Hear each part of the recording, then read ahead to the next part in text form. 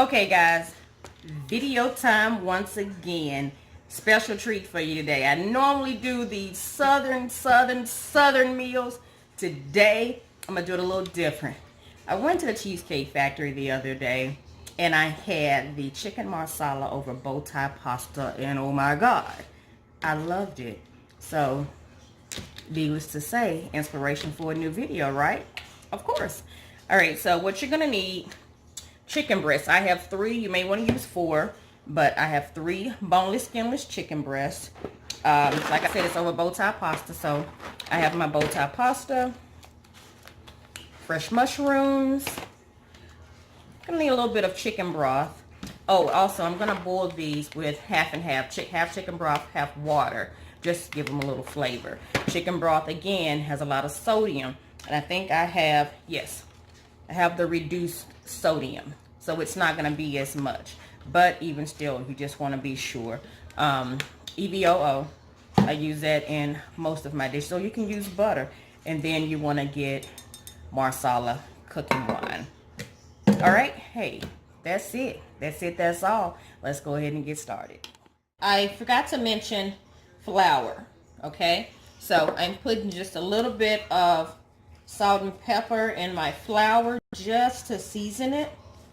Not too much, because we're actually going to season our meat as well. But you want to capture all the flavor you can, you know. All right. I'm going to take my chicken. Now this is going to be the test, because what you want to do is slice it in half. So let's see what's the easiest way for me to do this. Let's see if this will work out for me.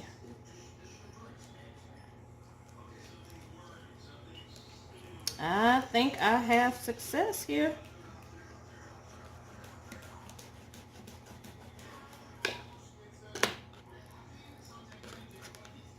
That is it. All right, so let me go ahead and do the rest. So they've all been split in half. So what you're going to do now is take your half and lay it on plastic paper, plastic wrap, saran wrap, wax paper, or whatever type of cooking paper you have, okay? Lay another piece on top. This guy that I rarely get to use, we're going to go ahead and break him out today. And we're just going to pound it out, flatten it out, pretty much go ahead and tenderize that meat.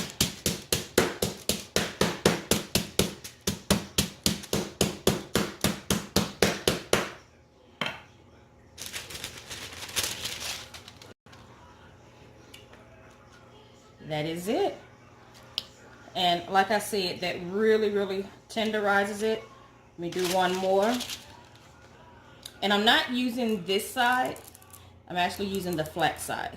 So if you don't have one of these, yeah, take a jar, you know, whatever. Don't use a hammer. A hammer is not wide enough. Take something that has a wide surface, okay? I think my chicken's running away.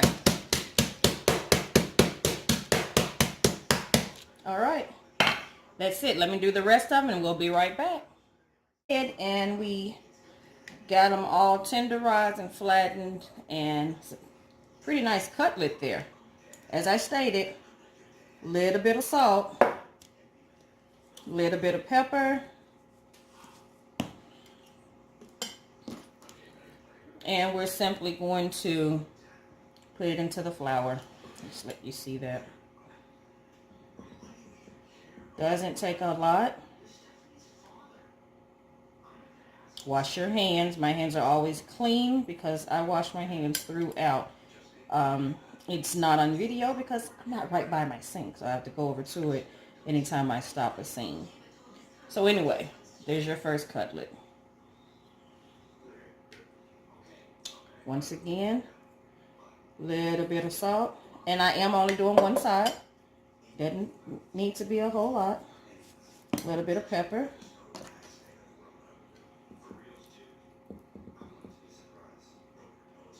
And get that into that flour. Y'all know me, I cook with my hands. I get those hands in there, y'all. Okay. There you go. There's your next one. I got a couple of more and we'll let you see. So we're back and we have floured each of the chicken cutlets and my hands have been washed. Okay, let me say this real quick, and I'm just putting my hands up here because you've seen a lot of videos where women have nails. Clearly I have nails as well. Make sure that if you have fingernails, clean under your fingernails. You're cooking, for God's sake, you know. Make sure you clean under your nails. I think I saw Patti LaBelle do a video one time, and she said there's nothing worse than seeing someone cooking for you and they have nasty nails. Horrible. All right, so let me turn that heat up just a little. So I'm putting my chicken cutlets in the olive oil, and we're just going to cook it about 5 minutes on each side. I'm getting my water ready over here. Like I said, it's water and chicken broth, and I'm just getting it ready for my noodles or pasta, or however you'd like to say it. So it looks like we're only going to get 3 in at a time.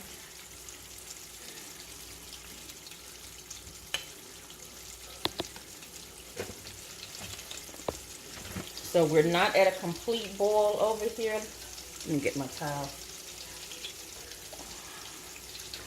We're not at a complete boil over here just yet, but I think we're good enough to go ahead and start adding the pasta. You only want to get your pasta al dente. Nothing's worse than soggy noodles. You don't want soggy noodles, and you don't want a soggy man. Remember that, ladies. Teach your daughters.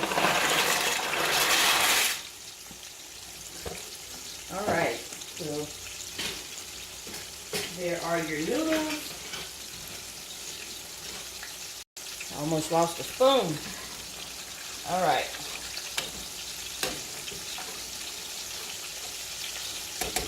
We're going to let those noodles kind of hang out a little bit. Let this chicken continue to brown on this side. We'll flip it over to the next side. Can you see it? Make sure you can see everything. There you go. Yeah, so we're going to let this brown on one side, flip it over to the next side, and then we'll get to the rest of the chicken. So, the chicken is ready to come out. This is the last batch. Got it good and brown, which is exactly what we wanted.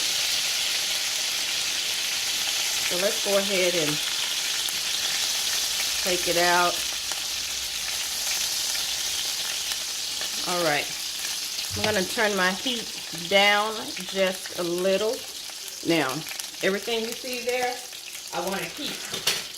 And what I mean by keep, I want to scrape it all up. If you haven't gotten the Gotham copper skillet or pot or just the set all together, you may want to do so. Because if you see how easy I'm getting all my flavor from the bottom, guys, this is super easy. I do not use metal in my copper. I don't really use metal too much at all when I'm cooking. Metal utensils, I mean. All right. The reason I got that up is because I want to keep that flavor, but I had to get that out of there. All right, so what I've done is kind of chopped up some bacon pieces and onion. This was not originally a part of the plan, but I thought about it. I need to make this chicken marsala my own, right? And the way I'm going to make it my own is by adding the bacon, the onion, and I actually have some carrots here. As a matter of fact, carrots take a little longer to cook, so let me throw the carrots in also. And those are just baby carrots that have been rinsed and cut in half. And they take a little longer to cook, so I'm going to go ahead and throw those in now. because the only other thing I have to add to this is going to be my mushrooms. But who doesn't cook with bacon just to kick it up a notch? I'm having, what is his name, Emeril Lagasse? I'm having an Emeril Lagasse moment. I'm going to kick it up a notch by adding the bacon. And then the onion gives it color, and, you know, I'm all about the cute cooking, right? It's cute. You have your pasta. The pasta's almost done. Not quite al dente. I don't have it at a rolling boil because I don't want to give it time to get soggy on me. Cleanliness next to godliness. So make sure you're wiping up as you go. Oh, and if you see here, I actually have a little bit of broccoli steaming. Somebody's going to say, that's not steaming, it's not a double broiler. Yeah, well, if I say steaming, it's my kitchen, I can say steaming, right? All right, let's see. Make sure we got everything there.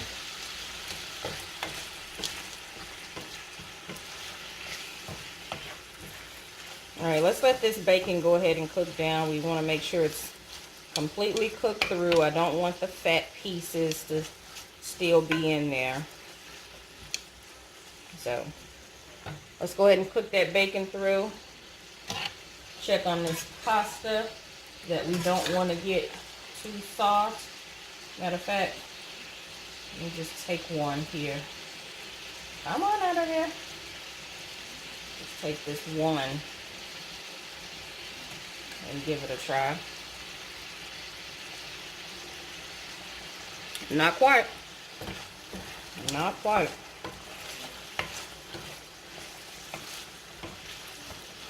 All right, cooking this down, be right back. It's time to go ahead and start adding mushrooms. It has cooked down. And let's see.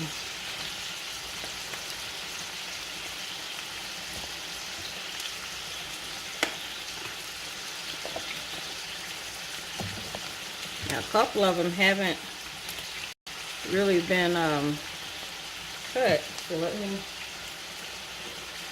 go ahead and cut those. Yes, stem and all.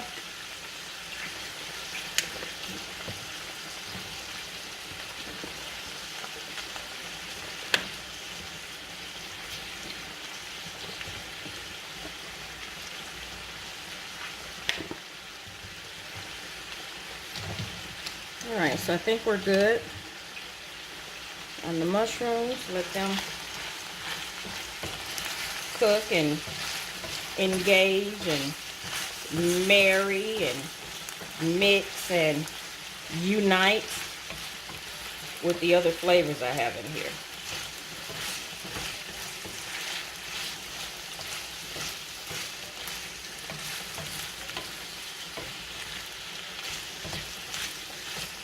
Just want to make sure everything gets incorporated together.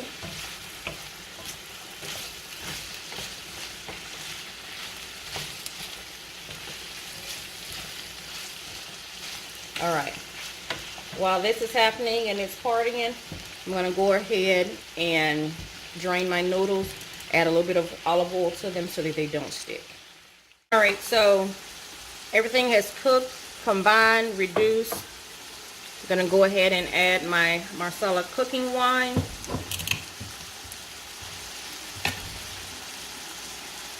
This is definitely wine, y'all. Am I measuring? No. I am actually not measuring right now. If I feel I need some more here in a little bit, I'll add some more, but right now, no measurements needed.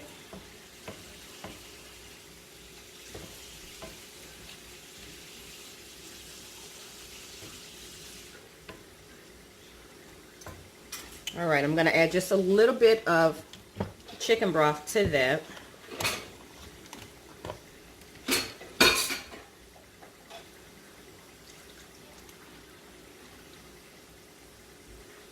Just a little.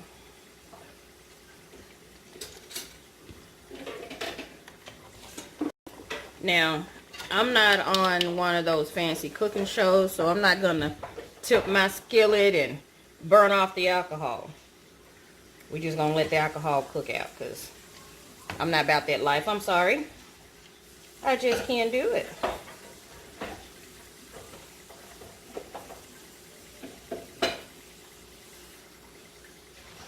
So the next thing we're going to do to this mixture is just go ahead and add our chicken back to it. The chicken has flour on it, so that's going to help it to start thickening up. But we're going to get it good and covered. Let it cook and simmer down.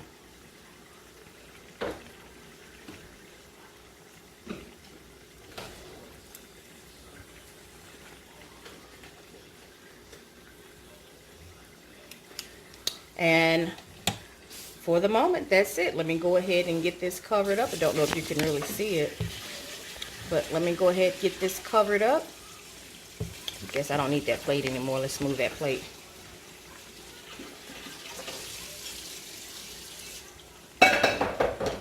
All right. It's actually starting to thicken now. I'm so glad. So anyway, we're going to let this cook down. Let all the alcohol cook out of it. It's going to start to thicken up, and we can start plating here pretty soon.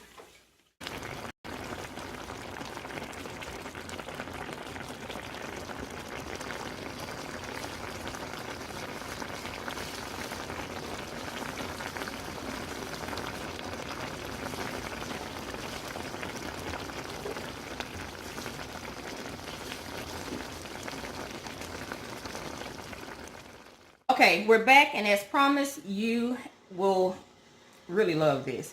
Chicken marsala done. Like I said, it was inspired by what I had this previous week at Cheesecake Factory, but I added my own twist. I added the carrots, and I added a little bit of bacon. You know me, I gotta taste it.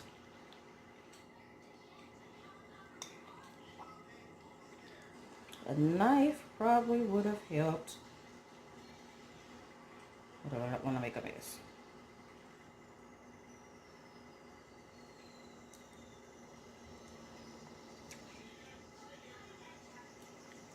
That is actually really good.